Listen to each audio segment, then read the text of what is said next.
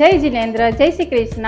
આજે આપણે બનાવીશું રાજસ્થાનની ફેમસ એવી કુરકુરી એવી ખસ્તા કચોરીની રેસીપી। તો ફ્રેન્ડ્સ, ચાલો બનાવીએ શ્રી ગીતા ઓઇલ પ્રેઝેન્ટ્સ ખસ્તા કચોરીની રેસીપી। સૌથી પહેલા રાજસ્થાનની પ્રખ્યાત એવી ખસ્તા કચોરી બનાવવા માટે મેં અહીંયા 500 ગ્રામ જેટલો મેંદાનો લોટ લીધેલો છે।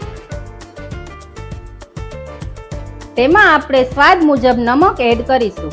હવે આપણે અહીંયા શ્રી ગીતા કંપનીનું કપાસિયા તેલ મૂળ તરીકે એડ કરીશું। 500 ગ્રામ મેંદામાં 100 ગ્રામ જેટલું આપણે કપાસિયા તેલ એડ કરીશું। તેલનું મૂળ એડ કરી દીધા પછી તેમાં આપણે થોડું થોડું પાણી એડ કરી અને તેનો નરમ રોટલી જેવો લોટ બાંધી લેશું। આ રીતે તૈયાર કરેલા લોટને આપણે અડધો કલાક સુધી ઢાંકીને રાખી દઈશું। સ્ટફિંગ તૈયાર કરવા માટે મેં સૌથી પહેલા અહીંયા શ્રી ગીતા કંપનીનું કપાસિયા ઓઇલ 2 ચમચી જેટલું લીધેલું છે। તેલ આપણું ગરમ થઈ જાય એટલે એમાં આપણે 1 ચમચી જેટલું ચણાનો લોટ ધીમા તાપે શેકી લેશું।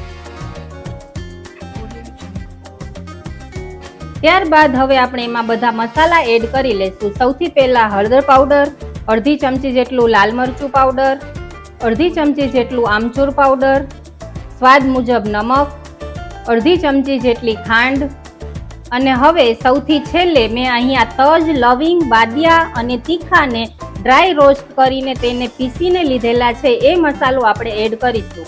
હવે છેલ્લે આપણે 4 થી 5 કલાક અગાઉ પલાળેલી મગની દાળને આપણે અધકચરી બાફી અને તેને પીસીને લીધેલી છે તેને આપણે એડ કરી દઈશું। ત્યારબાદ આ મિક્સરને આપણે એકદમ વ્યવસ્થિત રીતે શેકી લેશું। આ રીતે તૈયાર કરેલા મિક્સરને ઠંડુ પાડ્યા પછી આપણે તેના ગોળા વાળી લેશું।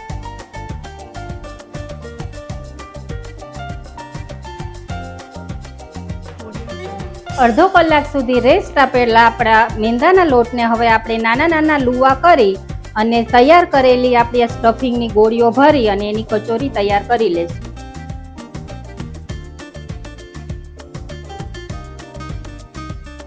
આ રીતે આપણે મેંદાના લોટમાં કચોરીનું સ્ટફિંગ ભરી અને તેને હાથેથી પ્રેસ કરી અને રેડી કરી લેશું।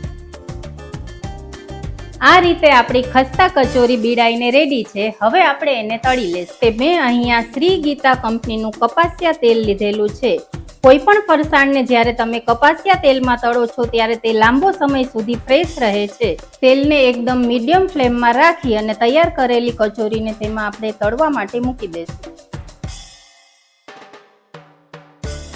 તો આ રીતે શ્રી ગીતા ઓઇલ પ્રેઝેન્ટ કપાસિયા તેલમાંથી બનેલી આપણી રાજસ્થાની ખસ્તા કચોરીની રેસીપી રેડી છે। હવે આપણે તેમાં સ્ટફિંગ કરી લેશું।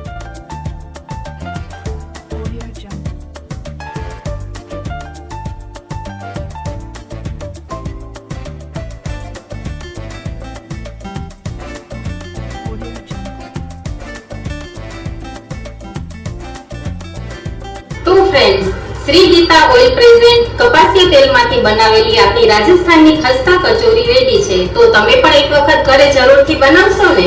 જો તમને મારી આજની રેસીપી સારી લાગી હોય તો અમારા પેજને ફોલો કરજો। જય જિનેન્દ્ર, જય શ્રી કૃષ્ણ।